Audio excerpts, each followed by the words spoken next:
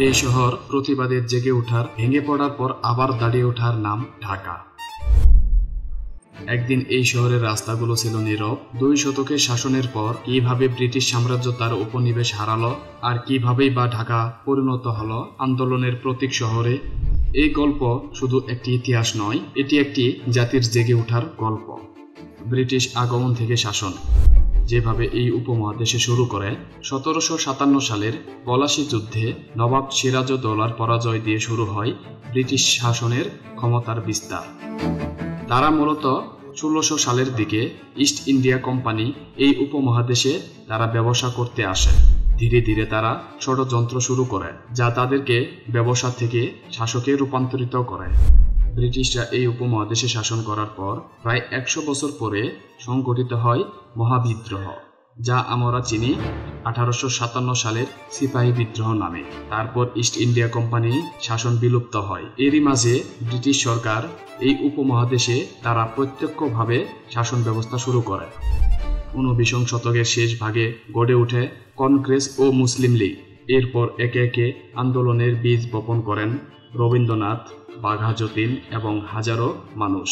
গান্ধীজির অহিংস আন্দোলনে ব্রিটিশদের আন্তর্জাতিক মর্যাদা ক্ষুণ্ণ করে এবং ভারতীয়দের মধ্যে স্বাধীনতার দাবিকে ঐক্য গড়ে তোলে। তার এই আন্দোলনের পদ্ধতি বিশ্বের আরও বহুল স্বাধীনতাকামী নেতাকে অনুপ্রাণিত করেছে। বিপ্লবী আন্দোলন ব্রিটিশ শাসনের বিরুদ্ধে তীব্র প্রতিবাদের মুখোমুখি হওয়া সত্ত্বেও এটি স্বাধীনতার আন্দোলনের শক্তিশালী ভিত্তি গড়ে দেয়। তাদের এই আত্মত্যাগ জাতীয় চেতনা জাগ্রত করে এবং পরবর্তী বৃহত্তর গণ আন্দোলনের পথ প্রশস্ত করে।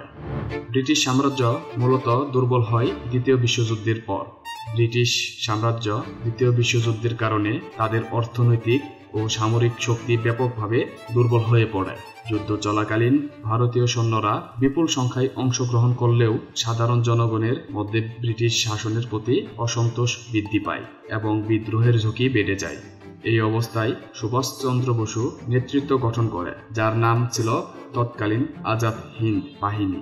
আজাদ হিন্দ বাহিনী ব্রিটিশ শাসনের বিরুদ্ধে সক্রিয় এবং সশস্ত্র সংগ্রামে লিপ্ত হয়। জাপানের সহযোগিতায় এই গঠিত বাহিনী স্বাধীনতার জন্য লড়াই করে, যা ব্রিটিশদের উপর ব্যাপক চাপ বৃদ্ধি করে। 1946 সালে ভারতীয় নৌবাহিনীর নৌসৈন্যরা নৌ বিদ্রোহ গড়ে তোলে, যা ব্রিটিশ শাসনের দুর্বলতা স্পষ্ট করে এবং স্বাধীনতার আন্দোলনের তীব্রতাকে আরও বাড়িয়ে তোলে। ব্রিটিশরা বিদায় নিয়েছে, কিন্তু কষ্টকর এক বেদনাদায়ক বিভক্তি তারা রেখে গেছে। ভারতের স্বাধীনতার ঘোষণা হয় 1947 সালে, যা দীর্ঘ সংগ্রাম ও ত্যাগের পর এক নতুন যুগের সূচনা করে। স্বাধীনতার সঙ্গে যুক্ত হয় দেশভাগের কষ্টকর এক বাস্তবতা। ভারত ও পাকিস্তান 2 ভাগে বিভক্ত হয়। এই বিভাজনের ফলে বিপুল সংখ্যক মানুষ উদ্বাস্ত হয়, বহু জনজীবন বিপর্যস্ত হয়। পূর্ব বাংলা পাকিস্তানের অংশ হিসেবে অন্তর্ভুক্ত হয়, যা ভবিষ্যতে বাংলাদেশের স্বাধীনতার পথ প্রশস্ত করে। এই ঘটনাগুলো ভারত উপমহাদেশের ইতিহাসের এক গভীর প্রভাব বিস্তার করে। ঢাকা আন্দোলনের শহর নামে পরিচিত, কিন্তু এই শহর ছিল একদিন খুবই নীরব। যেভাবে ঢাকা আন্দোলনের শহরে পরিচিত হয় তার কথা আজকে আমরা বিস্তারিত জানব। এই শহরের দেয়ালগুলো কথা বলে, কখনো রক্তের, কখনো কাদা পানির, আবার কখনো স্লোগানের শব্দে বাজে এখানকার বাতাস। ঢাকা মুঘল আমল থেকে শুরু করে নানা সময়ে রাজনৈতিক ও সামাজিক আন্দোলনের কেন্দ্রবিন্দু হিসেবে পরিচিত।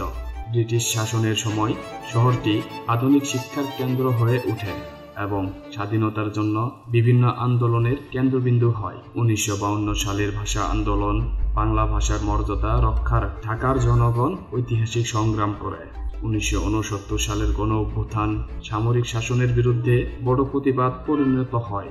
সর্বশেষ 1971 সালের ঢাকার মানুষ মুক্তিযুদ্ধে সক্রিয় ভূমিকা পালন করে, স্বাধীনতার স্বপ্ন বাস্তবায়ন করে তোলে। 2007 সালে তত্ত্বাবধায়ক সরকারের বিরোধী আন্দোলন গণতান্ত্রিক চেতনার পুনঃজাগরণ ঘটায়। সম্প্রতি 2024 সালে ছাত্র আন্দোলন স্বৈরাচার সরকারের পতনের গুরুত্বপূর্ণ ভূমিকা পালন করে, যা ঢাকাকে আন্দোলনের শহর হিসেবে পুনরায় প্রতিষ্ঠিত করেছে। এই সব আন্দোলন ঢাকাকে দেশের সংগ্রামের ইতিহাসের বিশেষ মর্যাদা দিয়েছে। ঢাকা শুধু একটি শহর নয়, এটি একটি সংগ্রামের নাম। ঢাকার রাজপথ আজও জানে, কেউ অবিচার করলে এই শহর চুপ থাকে না। ব্রিটিশদের বিদায় যেমন ইতিহাস, তেমনি ঢাকার প্রতিটি আন্দোলন আমাদের ভবিষ্যতের পথ প্রদর্শক। ভিডিওটি ভালো লেগে থাকলে আমার চ্যানেলটি সাবস্ক্রাইব করুন।